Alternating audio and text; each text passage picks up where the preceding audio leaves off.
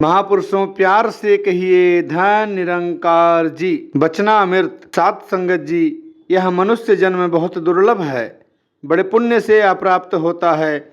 इस जन्म में हमें जो कार्य करना है, प्रभु की पहचान करनी है, यदि हम उसे कर लेते हैं तो हम बहुत भाग्यशाली हैं। वास्तव में हम तभी इंसान कहलाने के अधिकारी बनते हैं। ऐसा करने से ही हम अमर पद के अधिकारी होते हैं और जीवन के हर पहलू में हमारी वाह वाह होती है। इसके उलट यदि हम अन्य कर्मों में ही उलझे रहते हैं और जीवन के असल मकसद की ओर ध्यान नहीं देते तो वे कर्म हमारे किसी काम में नहीं आते, उनका हमें कोई लाभ नहीं होता। जैसे एक मालिक है, उसके पास कोई व्यक्ति काम करता है, मालिक उसे बम्बई भेजता है और कहता है कि अमुक आदमी के पास चले जाओ, उससे 10,000 रुपये लाने हैं। मालिक की बात मानकर वह नौकर बम्बई चला जाता है। वहाँ जाकर वह अपने दोस्तों मित्रों से मिलता है, रिश्तेदारों से मिलता है, वहाँ पर सैर सपाटे भी करता है, समाज सुधार के केंद्रों में भी जाता है।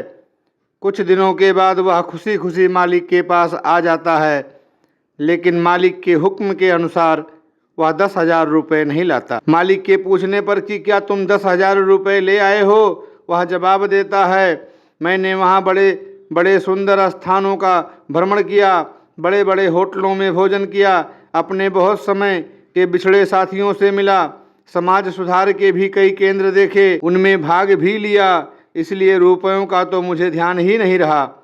इस जवाब से क्या वह मालिक उस पर प्रसन्न होगा? कभी नहीं।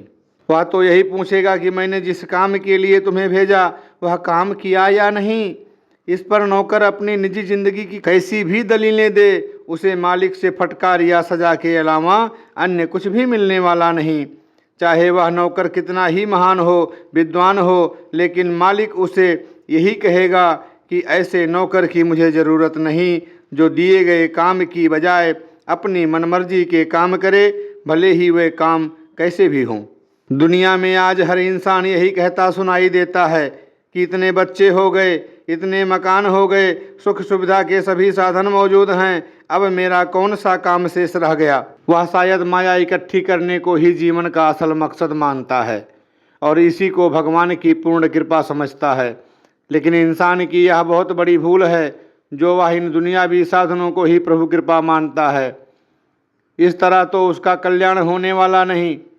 हम उस समय बहुत बड़ी भूल कर रहे होते हैं जब सबसे बड़ी शक्ति निरंकार प्रभु के बजाय दुनियावी साधनों की प्राप्ति को ही जीवन का अंतिम लक्ष्य मान बैठते हैं। दुनियावी पदार्थों का कोई स्थिर रूप नहीं, ये पदार्थ तो यहीं इस लोक में भी हमारा पूरी तरह साथ देने वाले नहीं। निरंकार प्रभु को छोड़कर दुनियावी पदार्थों की ओर भागना और लालच करना असल मार्ग से भटकने के सिवाय और कुछ नहीं। आज दुनिया में देखा जाए तो हमें मानना पड़ेगा कि भले ही हमारे देश में कुछ सुख साधनों की कमी है, गरीबी है, लेकिन दूसरे कई देशों में इन चीज़ों की अधिकता है। अमेरिका, कनाडा जैसे देशों में जहां इंसान के पास 2-2, 3-3 कारें और बंगले हैं, कई प्रकार के सुख सुविधा के साधन हैं, हाथ से कुछ भी नहीं करना पड़ता, सब काम मशीनों से चल जाता है, क्या वहाँ के लोग संतुष्ट हैं? क्या वे एक दूसरे से घृणा नहीं करते, एक दूसरे से नफरत नहीं करते? क्या उन्हें क्रोध नहीं आता? जो लोग दूसरे मुल्कों की यात्राएं करते हैं वे इस बात को भली प्रकार जानते हैं कि उन धनाढ्य देशों के लोगों का मन ज़्यादा उलझा हुआ है। वे लोग तो कोई जरा सी बात भी बर्दाश्त नहीं कर पाते। वहाँ पर तो यदि पति पत्नी में थोड़ी सी बात हो गई तो तुरंत तलाक देने की नौबत आ जाती है। वहाँ पर इतनी कलह है, इतना दुख है कि इंसान हर क्षण अपने आप को परेशान महसूस करता है।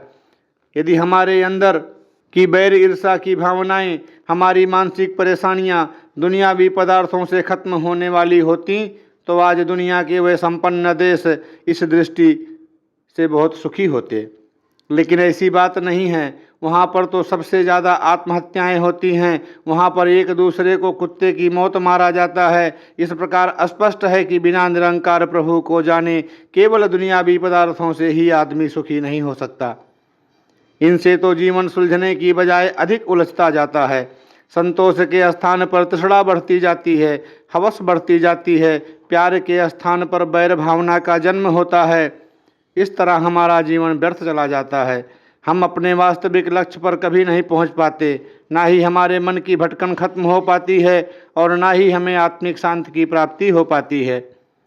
यही बात हमारे पुरातन बुजुर्गों ने भी कही है, चाहे वे किसी भी देश या जाति में पैदा हुए हों, क्योंकि सच्चाई एक ही हुआ करती है। लेकिन हम देश जाति के चक्कर में पड़कर अपनी अपनी सीमाएं बांध लेते हैं कि मैं हिंदू हूँ, मैं सिख हूँ, मैं ईसाई या मुसलमान हूँ, या मैं श्रेष्ठ ब्राह्मण हूँ, वह शूद्र है, मेरी भावना पवित्र है और उसकी घटिया है। पर ये सब बातें तंग दिल लोगों की ईजाद हैं।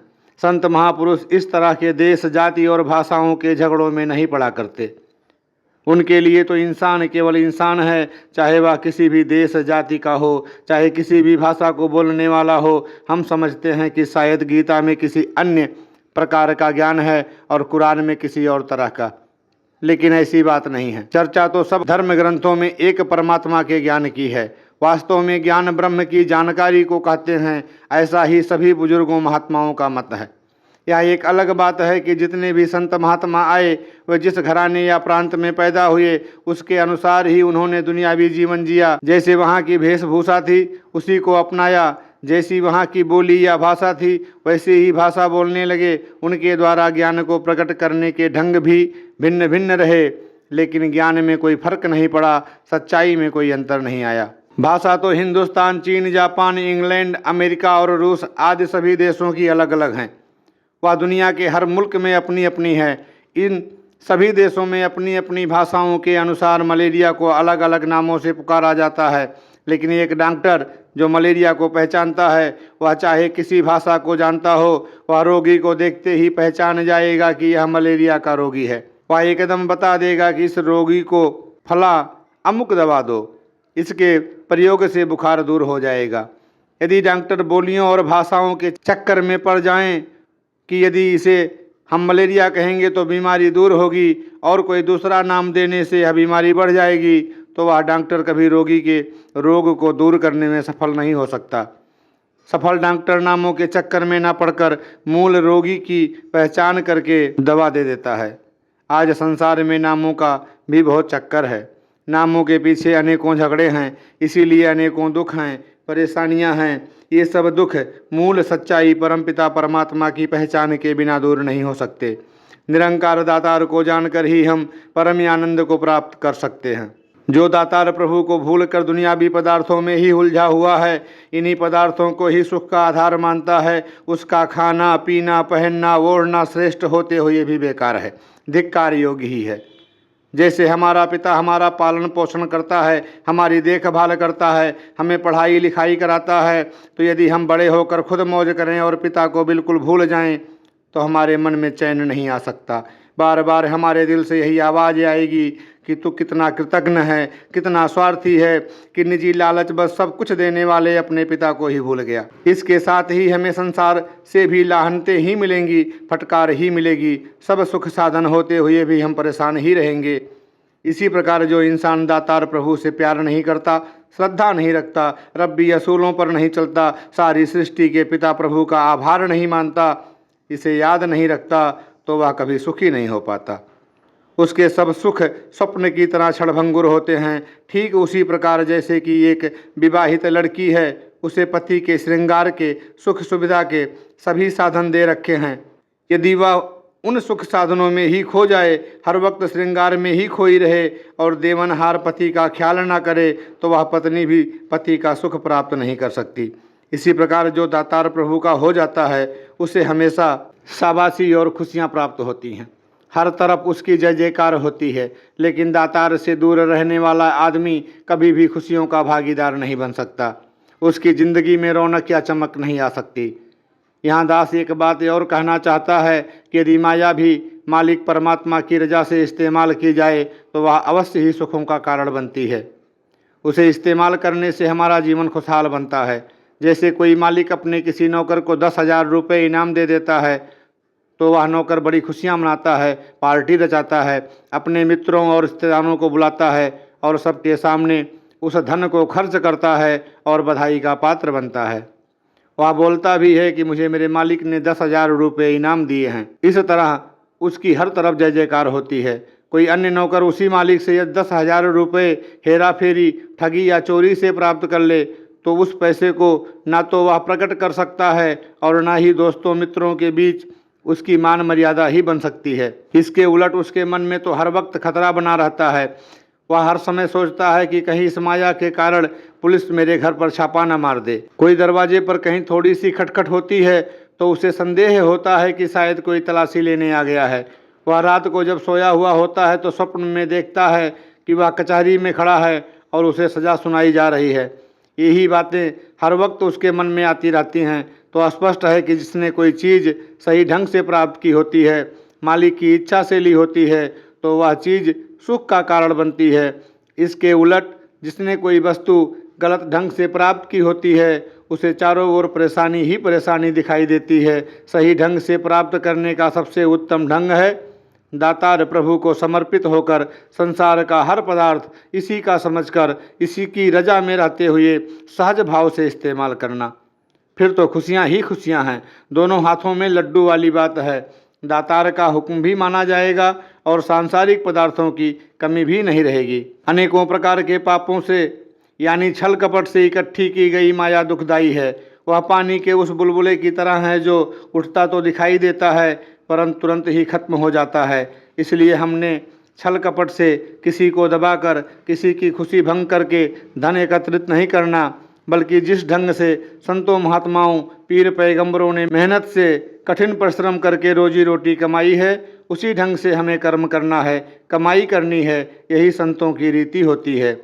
वे कभी किसी पर बोझ नहीं बनते, तभी तो वे संसार का कल्याण कर पाते हैं। ऐसे जीवन से ही संसार में हमारी शोभा बढ़ सकती है, वरना नहीं। संसार की बदकिस्मती है कि वह झूठे पसारे को, दुनियावी पदार्थों को, माया के जंजाल को सच मानता है और परमात्मा जो सदैव सच है इस पर विश्वास नहीं करता। आम इंसान दृश्यमान वस्तुओं, आँखों से दिखाई देने वाले पदार्थों के प्रति अधिक आकर्षित हैं। उसे दुनियावी पदार्थों की अधिक भूख है, चाह है। इसलिए वह इन पदार्थों जिनकी पहुंच शरीर तक ही है में ही उलझ कर रह जाता है। वह आत्मिक सुख की तलाश भी नहीं करता। उसे प्रभु नाम की भूख ही नहीं होती। सुख का केंद्र, आनंद का स्रोत तो परमात्मा है। इस स्रोत से संबंध जोड़े बिना आत्मा सदैव रहने वाले आनंद को प्राप्त नहीं कर सकती।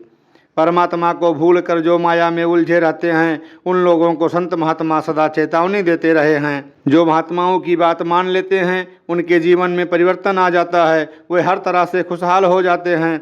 लेकिन जो माया के झूठे ताने बाने में उलझे रहते हैं उनके हृदय में कभी भी प्रभु परमात्मा प्रवेश नहीं करता, वे सुखी नहीं हो पाते। वास्तव में निरंकार प्रभु के बिना कुछ भी सदा रहने वाला नहीं है, साथ जाने वाला नहीं है।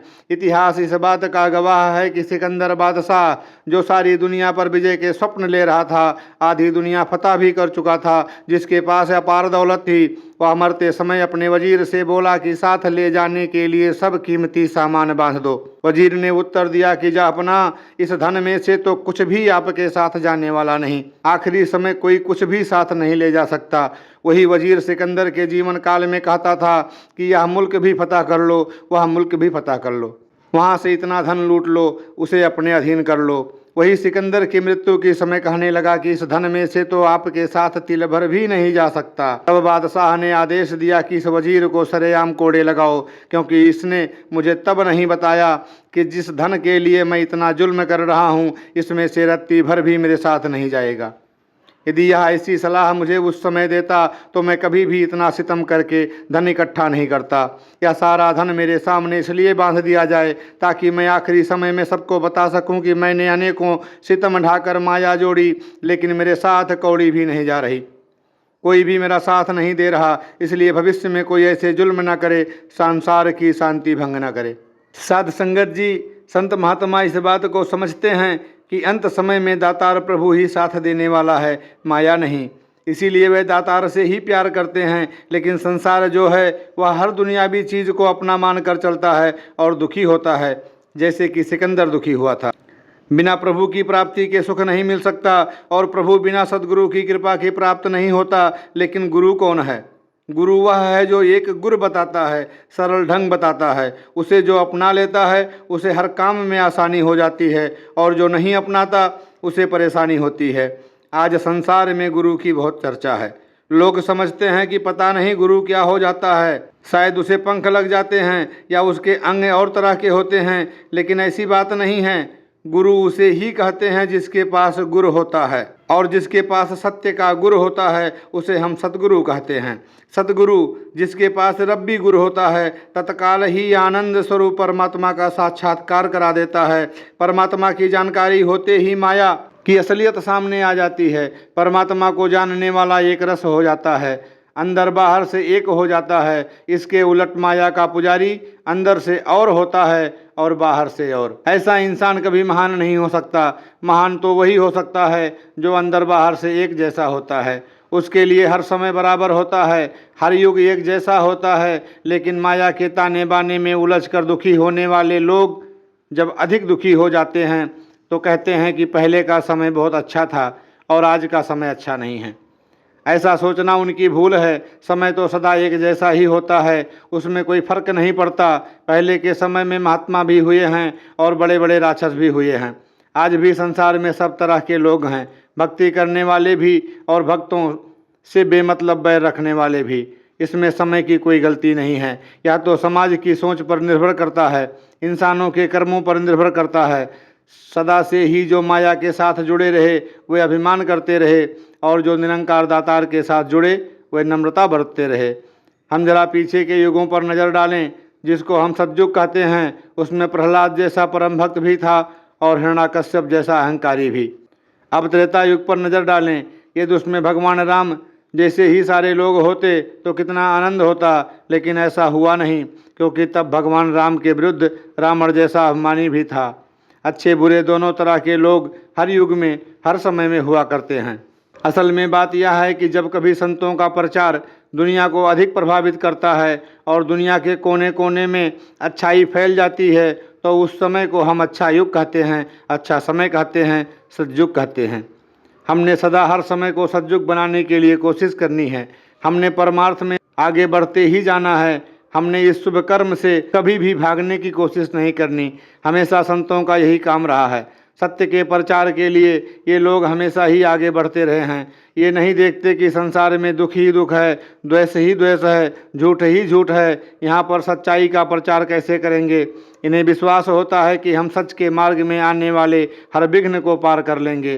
तो हमने सच्चाई के लिए, मानव कल्याण के लिए, बुराई के दमन के लिए हर वक्त तैयार रहना है। घबराना नहीं है, दुखों से परेशानियों से भागना नहीं है। जैसे यदि हम बाग में गुलाब का फूल तोड़ने जाएं और वहां जाकर यह कहना शुरू कर दें कि इन पौधों में तो कांटे ही कांटे हैं, ये हमें चुभेंगे, इसलिए हम गुलाब के पौधे को हाथ नहीं लगाएंगे, तो इस तरह हम फूल हासिल नहीं कर सकते। जो उन कांटों की परवाह न करते हुए युक्ति से फूल तोड़ लेता है, वही उस फूल का आनंद ले सकता है। यदि कोई कांटा चुभ भी गया तो उसकी परवाह न करने वाला ही फूल का सच्चा इच्छुक है। इसी तरह संसार में जो सच्चाई के सच्चे चाहवान होते हैं, वे ही संसार की कठिनाइयों की परवाह न करते हुए संतों महात्माओं की सेवा करते करते सच्चाई की राह में बढ़ते हैं। 2. साध संगत जी, सच्चाई सदा एक ही हुआ करती है। जिस प्रकार 2 और 2 4 होते हैं, यह सच्चाई है। इसके लिए हम चाहे द्वापर की किताबें देख लें, सतयुग या त्रेता की देख लें या आजकल की देख लें, हर वक्त 2 और 2 4 ही रहे। यह नहीं कि सतयुग या द्वापर में 2 और 2 3 रह गए हों या 5 हो गए हों, क्योंकि सच्चाई सदैव एक जैसी हुआ करती है। इसी प्रकार चाहे भक्त द्वापर में हुए, चाहे त्रेता में हुए, चाहे वर्तमान काल में हुए, चाहे भगवान राम जी आए, चाहे भगवान कृष्ण जी आए, ईसा मसीह जी आए, हजरत मोहम्मद साहब जी आए और चाहे गुरु नानक देव जी आए, उनके द्वारा बताई गई सच्चाई में कभी भी कोई अंतर नहीं पड़ा। उनका उपदेश सदा एक जैसा रहा। उन्होंने सदा जोड़ने की बात की, लेकिन जो उनके अनुयायी बनते हैं वे उनके नामों को अलग अलग बांट देते हैं। भगवान राम के इतिहास को देखें तो पता चलता है कि उन्होंने छोटी समझे जाने वाली जाति की भीलनी सबरी को अपनाया, उसे भक्त सा सम्मान दिया। उस भीलनी की आज भी जय जयकार हो रही है, आज तक उसके नगमे गाए जा रहे हैं। ऐसा नहीं था कि उन्होंने अपने क्षत्रिय कुल को कोई विशेष महत्व दिया हो। उन्होंने विशेष समझा तो हनुमान जैसे भक्तों को, हालांकि वे वानर जाति से थे। भगवान कृष्ण ने भी दासी पुत्र विदुर को गले लगाया, उसे अपनाया। आज भी उनके प्यार की शोभा जगह जगह गाई जाती है। इसी प्रकार हम गुरु नानक देव जी के इतिहास में देखते हैं कि हिंदू जाति में जन्म लेकर वह केवल हिंदुओं को ही साथ लेकर नहीं चले, बल्कि मर्दाना जो कि जाति से मुसलमान था, उसको भी हिंदू जाति वाले बाला के बराबर ही सम्मान दिया। दोनों को अपने साथ बैठाकर साथ साथ ही अपनाया। जितने भी महापुरुष हुए हैं उनके अंदर कोई भेदभाव नहीं था, लेकिन आज हम उन बुजुर्गों को मानने वालों के दिलों में कितने भेदभाव आ गए हैं। हम तो उन बुजुर्गों की कोई एक बात भी नहीं मानते। 1% भी मानते हों तो भी हम उनके अनुयायी होने का कुछ दावा कर सकते हैं। आज हम उनके मानने वाले उन स्थानों को जो कि उन्होंने सच के प्रचार के लिए बनवाए थे, उन्हें भी कितने हिस्सों में बांट चुके हैं। यह बात किसी से छुपी नहीं है। और हम यह समझते हैं कि हम ये बंटवारे करके धर्म की सेवा कर रहे हैं, परंतु ऐसा नहीं है। इस प्रकार तो धर्म नीचा होता चला जा रहा है, आपसी विरोध बढ़ रहा है, प्यार खत्म होता जा रहा है। प्यार तो ऐसे भक्तों में ही हुआ करता है जो कि भगवान को हाजिर नाजिर समझते हैं। उनके ध्यान में कभी भी ऊंच नीच की बात नहीं आती, वे सभी को बराबर समझने वाले होते हैं। इस प्रकार की भावना रखने वाले ही महान भक्त हुआ करते हैं। यदि हम भी सच्चे दिल से भक्त बनना चाहते हैं, गुरसिख बनना चाहते हैं, फिर तो हमें भी गुरुओं, पीरों, पैगंबरों की आवाज़ पर विश्वास करना पड़ेगा। उनके उपदेशों को अमली रूप देना होगा। जिस प्रकार हमारे पिता की चिट्ठी आए कि मैं अमुक अमुक वक्त अमुक गाड़ी से दिल्ली पहुंच रहा हूं, हम अपने सारे मोहल्ले में, अपने सारे दोस्तों मित्रों में, अपने सारे मिलने जुलने वालों में चिट्ठी पढ़कर सुना दें कि मेरे पिताजी फला समय पहुंच रहे हैं। लेकिन पिताजी के पहुंचने के समय यदि हम खुद स्टेशन पर ना पहुंचें तथा अन्य किसी को भेजने का प्रबंध भी ना करें, तो पिताजी की चिट्ठी को अड़ोस पड़ोस में बहुत सुनाया है और चिट्ठी को भी सजा संवार कर रखा है। इसलिए पिताजी आते ही हमें बहुत आशीर्वाद देंगे, तो यह हमारी भूल है। सच तो यह है कि पिताजी आते ही गुस्से में भरकर हमें डांटेंगे, फटकारेंगे, भला बुरा कहेंगे। इसके उलट अगर हम पिताजी की चिट्ठी एक बार ही पढ़ें और चिट्ठी के अनुसार अपनी कार या अन्य किसी साधन द्वारा अपने पिताजी का स्वागत करते हुए आराम से उन्हें घर लाएं, तो कुदरती तौर पर पिताजी के मुख से अनेकों आशीर्वाद निकल पड़ेगी। इसी प्रकार गुरुओं, पीरों, अवतारों के लिखे हुए धर्म ग्रंथ हैं। इन पाक ग्रंथों में जो बातें लिखी हुई हैं उनको यदि हम पढ़ते रहे और पढ़ कर अन्य लोगों को सुनाते रहे, तो इससे ही हमारा कुछ बनने वाला नहीं। जब तक इन धर्म ग्रंथों में लिखी हुई बातों के अनुसार हम कर्म नहीं करेंगे, तब तक कोई फायदा होने वाला नहीं। केवल पढ़ लेने या गूढ़ अर्थों को समझ लेने मात्र से ही कोई लाभ नहीं होता। पढ़ने से भाव यह है कि हम किसी लिखत को बहुत तेज़ी से बिना सोचे विचारे पढ़ जाएं, और किसी बात के गूढ़ अर्थ से भाव यह है कि हम उसके अर्थों में से भी अर्थ निकाल लें, परंतु छिपे हुए अर्थों को जान लेने पर भी हमारा कोई भला नहीं होने वाला। भला तो तभी होगा जब हम उस बात के सही भाव को समझकर उसे अमल में लाया जाए। बहुत से लोग कहते हैं कि हम बहुत समझ से, बहुत विचार कर पढ़ते हैं। केवल विचार कर पढ़ने से कोई लाभ नहीं होता। जैसे दास ने अभी मिसाल दी कि वह बेटा पढ़ता है और विचार भी करता है कि पिताजी अमुक समय पर अमुक गाड़ी से दिल्ली आ रहे हैं, लेकिन सच्चाई यह है कि उस विचार का बिना कर्म के कोई लाभ नहीं। यानी वह उस पत्र के अनुसार ठीक समय पर स्टेशन पर नहीं पहुंचता, तो उसका पढ़ना भी बेकार है और उस पर विचार करना भी।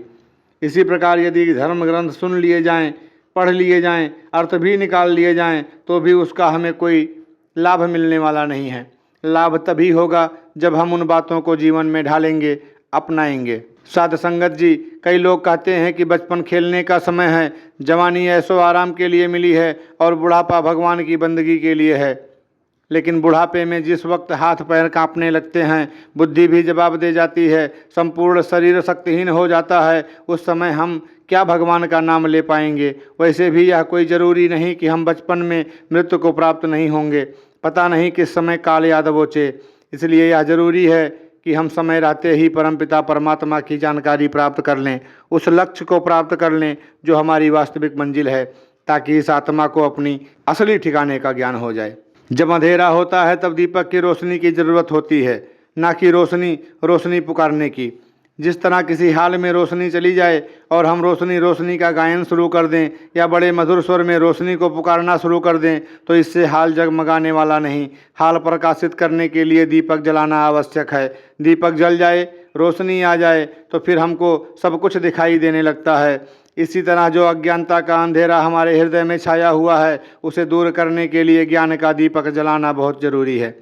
जिस प्रकार बुझा हुआ दीपक किसी जलते हुए दीपक के संपर्क में आकर जग उठता है, उसी प्रकार हमारे मन का दीपक भी किसी ब्रह्मज्ञानी महात्मा की कृपा से जगमगाने लगता है। अज्ञानता का अंधेरा ब्रह्मज्ञानी महात्मा की कृपा से दूर होता है। जैसे यदि आँखों के ऊपर पर्दा आया हो तो कहीं भी कुछ दिखाई नहीं देता, लेकिन जब कोई योग्य डॉक्टर मिल जाता है, ऑपरेशन कर देता है, तो आँखों की जो देखने की शक्ति होती है वह काम करना शुरू कर देती है और बाहर भी रोशनी नज़र आने लगती है। फिर हमें चलने फिरने में ठोकरें नहीं लगती और हम अपना सफ़र आराम से तय कर लेते हैं। जब तक पर्दा हटा नहीं होता तब तक अंधकार ही अंधकार होता है। इसी प्रकार अज्ञानता का पर्दा सद्गुरु के द्वारा हटता है और इंसान सच और झूठ को जान लेता है, समझ लेता है। तब उसे सच्चाई से, परमात्मा से खुद ब खुद से ही प्यार हो जाता है। परंतु जिसने परमात्मा को जाना ना हो, देखा ना हो, वह केवल अंदाजे से ही परमात्मा से प्यार नहीं कर सकता। जैसे किसी माता की गोद में बच्चा ही ना हो तो हम चाहे कितना ही कहें कि तुम अपनी गोद में बच्चा मान लो और उसका कोई सुंदर सा नाम रख लो, उसे बड़ा प्यार करो, उसका बड़ा ध्यान रखा करो, लेकिन वह माता कहेगी कि जब तक बच्चा ही नहीं है मैं उसके साथ प्यार क्या करूं, उसका ध्यान क्या करूं। हमारे सारे उपदेश तब फिजूल हो जाते हैं, उनका कोई असर नहीं होता। जब उस माता की गोद में बच्चा होता है तो उसे कहने की ज़रूरत नहीं पड़ती, वह अपने आप ही उससे प्यार करने लगती है, उसका ध्यान रखने लगती है। इसी तरह यदि हमने इस निरंकार प्रभु को पा लिया तो खुद ब खुद हमारी भक्ति शुरू हो जाती है। परमात्मा की जानकारी के लिए हमें सद्गुरु की ज़रूरत पड़ती है। जितने भी बुजुर्ग आए उन्होंने यही कहा, परंतु उनकी आवाज़ को कभी संसार ने नहीं सुना। जो भेड़ चाल होती है उसकी तरफ दुनिया लगी रहती है, वह उसको ही सच मानती है। जो उस समय कर्मकांड आदि जनसाधारण में प्रचलित होते हैं, लोग सच्चाई की आवाज़ को मानने के लिए तैयार ही नहीं होते। अगर बाबा नानक के समय सब उनको वक्त का अवतार मान लेते तो सारी तलवंडी बल्कि सारा संसार ही उनकी जय जयकार करने पर लग जाता। लेकिन वह जहाँ भी गए वहाँ ईंटों पत्थरों के साथ उनका स्वागत हुआ। थोड़े से भक्तों के सिवाय अन्य सभी लोग उन्हें बुरा ही कहते रहे, लेकिन आज दिन रात सब उनके नाम का कीर्तन करते हैं, उनका यश गाते हैं। लेकिन जो स्तुति, जो इज्जत महापुरुषों के जीवन में की जाती है उसका ही लाभ हुआ करता है। मगर इंसान की ऐसी फितरत है कि जिस समय सच्चाई प्रकट करने के लिए कोई महापुरुष सामने आता है उस समय वह उससे मुख मोड़ लेता है। उस वक्त वह कहता है कि जो हमारे बुजुर्ग पहले से ही मानते आ रहे हैं, करते आ रहे हैं, जिस तरह के कर्म कांड करते आ रहे हैं, हमने भी वही करना है। जबकि सांसारिक कामों में हम बड़े होशियार हैं, उनमें हम नहीं मानते कि जो हमारे माता पिता करते आ रहे हैं वही हम भी करें। जिस तरह हमारे बुजुर्गों में कई तो घोड़ों की सवारियां करते रहे, कुछ पैदल ही इधर उधर आते जाते रहे, लेकिन आज हमें समय के अनुसार कारें चाहिए, हवाई जहाज़ चाहिए और तेज़ से तेज़ सवारी चाहिए। अगर हम बुजुर्गों के अनुसार ही चलने वाले हों तो फिर हमें घोड़ियों पर चलना चाहिए, पैदल ही चलना चाहिए। हमारे बुजुर्गों ने कोट पैंट नहीं पहने थे, लेकिन हम आज कोट पैंट पहनते हैं और पुराने ढंग के सलवार धोतियाँ आज छोड़ चुके हैं। कहने का भाव यह है कि जहाँ सांसारिक काम आते हैं वहाँ तो हम कोई बात बुजुर्गों की नहीं मानते, लकीर के फ़कीर नहीं बनते, परंतु जहाँ परमार्थ की बात होती है, आत्मा परमात्मा का सवाल आता है, वहाँ हम तुरंत कह देते हैं कि हम बुजुर्गों की बात मानने वाले हैं। इसमें कोई दो राय नहीं कि हमने बुजुर्गों के वचनों को मानना है, क्योंकि मूल सत्य निरंकार प्रभु में तो किसी काल में भी अंतर नहीं आता। हाँ, यह याद रखना जरूरी है कि देश काल के अनुसार हमारे दुनियावी जीवन जीने के ढंग बदलते रहते हैं और उनके बिना हम सांसारिक उन्नति भी नहीं कर पाते। दास के कहने का भाव तो यह है कि ब्रह्मज्ञानी बुजुर्गों की भांति ही हम भी सद्गुरु की रहमत से निरंकार प्रभु के दर्शन करें, ताकि हमारा लोक और परलोक सुखी हो सके। सांसारिक रहन सहन तो समय के अनुसार बदलता ही रहता है। नासमझी के कारण हम मूल सच्चाई अर्थात निरंकार प्रभु जो कि परिवर्तित नहीं होती को तो अपनाते नहीं, और बाहरी रहन सहन जो बदलता है उसमें उलझ कर रह जाते हैं, लकीर के फ़कीर बने रहते हैं। साध संगत जी, हमने मूल सच्चाई के साथ जुड़ना है, पुरातन महापुरुषों के सच्चाई के उपदेशों को अपने जीवन में ढालना है। लकीर का फ़कीर नहीं बनना, बल्कि फ़कीर का फ़कीर बनना है। 3. साध संगत जी, आज संसार में आम लोग कहते हैं कि निरंकारी मिशन में नवयुवकों की संख्या अधिक है, जबकि दूसरे और धर्म स्थानों में आमतौर पर बड़े बूढ़े स्त्री पुरुष ही ज़्यादा होते हैं। इसका कारण यह है कि यहाँ नौजवानों को अपनी सही दिशा का ज्ञान हो जाता है, फिर वे अपनी जवानी को अपनी नहीं मानते। इस आयु में वे ऐसो इसरत या गलत कामों की ओर नहीं जाते, बल्कि समझते हैं कि जवानी निरंकार की देन है, इसलिए इसका सही इस्तेमाल करना है, इसे सेवा और परोपकार में लगाना है। इस तरह वे अपनी जवानी को भी सफल कर लेते हैं, गुरु के चरणों में लगा लेते हैं। वे कभी इस जवानी का घमंड नहीं करते, हर समय निस्वार्थ सेवा में जीवन व्यतीत करते हैं।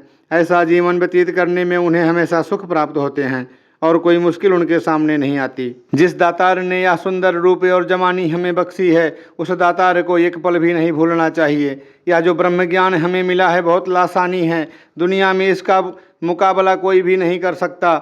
यह सांसारिक शक्तियों की तरह नहीं कि एक शक्ति को छोड़कर दूसरी बड़ी शक्ति को हम प्राप्त कर लें। संसार में तो यह हो सकता है कि एक वस्तु को दूसरी से अच्छी और तीसरी को दूसरी से अच्छी समझकर उसको प्राप्त कर लिया जाए, परंतु इस ज्ञान का तो कोई मुकाबला ही नहीं है। इस दातार की शक्ति को छोड़कर हम प्रकृति की शक्ति की ओर क्यों बढ़ें, जबकि यह प्रकृति की शक्ति दातार की शक्ति से छोटी है, इसके अधीन है। साध संगत जी, ब्रह्म ज्ञान हमें सद्गुरु से ही प्राप्त होता है। सद्गुरु वही होता है जो प्रभु का साक्षात्कार करा देता है, दिखावे के कर्मों धर्मों को एक ओर रखकर हमें प्रभु से जोड़ देता है। आज संसार में कई प्रकार की बातें सुनने को मिलती हैं। जिज्ञासुओं को कहा जाता है कि तुम बड़े पाप अपराध करने वाले हो, तुम्हारा पैसा ठीक नहीं है, तुम यह खाते हो, तुम वह पीते हो, तुम्हारे रहने की जगह ठीक नहीं है, तुम में सभी अवगुण ही अवगुण हैं, कोई गुण नहीं है। तुम पहले अपने मन का दर्पण साफ करके आओ, फिर तुम्हें ज्ञान मिल सकता है, तभी तुम्हें परमात्मा तक पहुँचने का मौका मिल सकता है।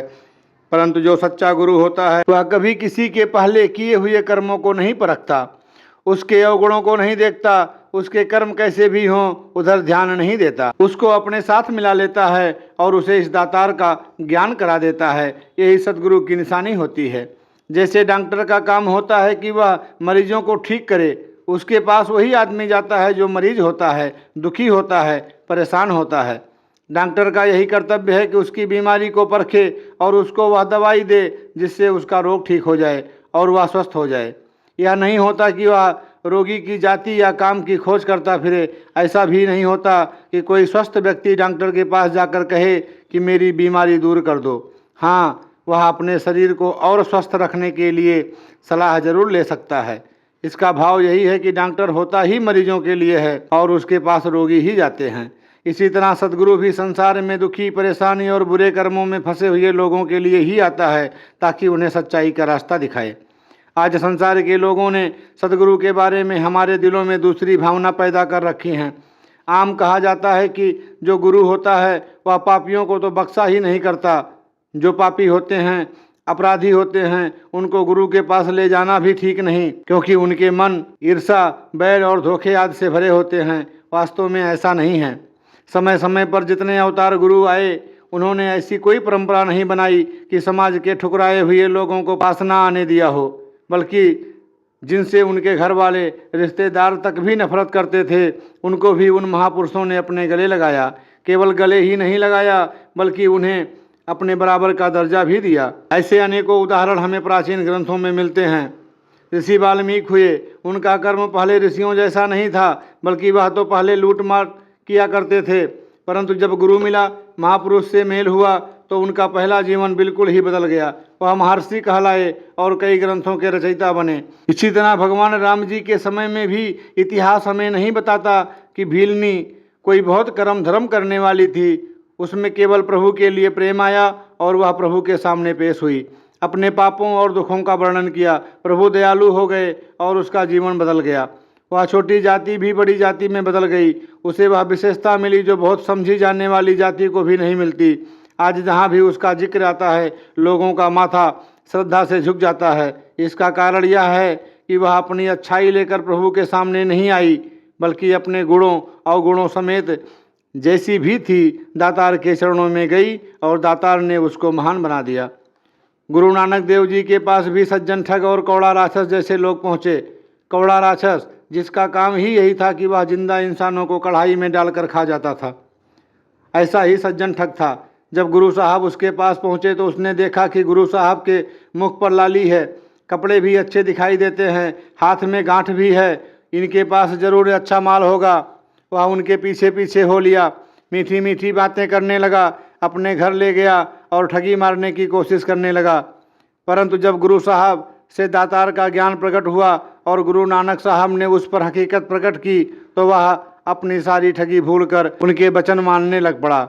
इस दातार का ज्ञान प्राप्त कर सज्जन ठग एक भक्त बन गया। इसी तरह के और भी जितने हमारे प्राचीन इतिहास हैं वह इसीलिए हैं कि हम किसी भूल में ना पड़ जाएं, बाहरी भेष में ना पड़ जाएं, बाहरी भेष को ही सद्गुरु ना मानने लग पड़ें। सद्गुरु की निशानी यही होती है कि वह हमारे गुण अवगुण के हिसाब में नहीं पड़ता और हमें प्रभु से मिला देता है। सद्गुरु शिष्य को सभी भूल भुलैयों में से निकालकर प्रभु दातार की पूजा में लगा देता है। वह समझा देता है कि इंसान संसार के सभी जीवों से बड़ा है परंतु इसका मालिक परमात्मा है। इसीलिए अपने आप को हमेशा दास मानकर अपने मालिक प्रभु का ज्ञान प्राप्त कर भक्ति कर। तेरा जीवन परमात्मा के बिना व्यर्थ है। यदि तुझे दातार याद नहीं, इसका ध्यान नहीं करता तो इसका अर्थ यह है कि तेरे भीतर अहंकार ने जन्म ले रखा है। अभिमान के कारण तू इस महान शक्ति का अनुभव नहीं कर रहा। जैसे जब हमें बुखार होता है तो उसके असर से हमारी जुबान को हर चीज़ कड़वी लगती है, वह इंसान नहीं बदल जाता बल्कि वह बुखार से प्रभावित हो जाता है। इसीलिए अभिमान से भरे हुए इंसान को कभी भी भगवान प्यारे नहीं लग सकते, भगवान का ज्ञान नहीं हो सकता। जब हम अभिमान त्याग देते हैं तब ज्ञान प्राप्त करते हैं, तभी भक्त बन सकते हैं। अभिमान के कारण मनुष्य प्रभु से दूर हो जाता है, वरना प्रभु तो हमेशा हर समय अंग संग ही रहता है। इसकी प्राप्ति का एक ही ढंग है, जब इंसान अपने मन का अभिमान छोड़कर गुरु की शरण में आ जाता है तो उसको एक पल में जीवन मुक्ति प्राप्त हो जाती है। जीवन मुक्ति का भाव है इस संसार में रहते पर ब्रह्म परमात्मा में अभेद हो जाना, इसको अपना आधार बना लेना। दुनिया तो समझती है कि इस शरीर के होते हुए मुक्ति हो ही नहीं सकती, जीते जी आत्मा परमात्मा की हो ही नहीं सकती। मुक्ति पाने के लिए काम क्रोध मोह लोभ और अहंकार से भरे शरीर को त्यागना पड़ता है। जरूरत शरीर त्यागने की नहीं, इन विषयों को त्यागने की है। त्यागने का मतलब इन्हें खत्म करना नहीं बल्कि इन पर काबू पाना, इन्हें अपने बस में करना, इनको अपनी मर्जी से चलाना है। हम जानते हैं कि किसी भक्त ने शरीर को छोड़ने के बाद यह नहीं कहा बल्कि संसार में रहते हुए ही कहा गए कि हम मुक्त हो गए हैं। ऐसी अमर अवस्था सद्गुरु की कृपा से ही मिलती है। धन्य निरंकार जी।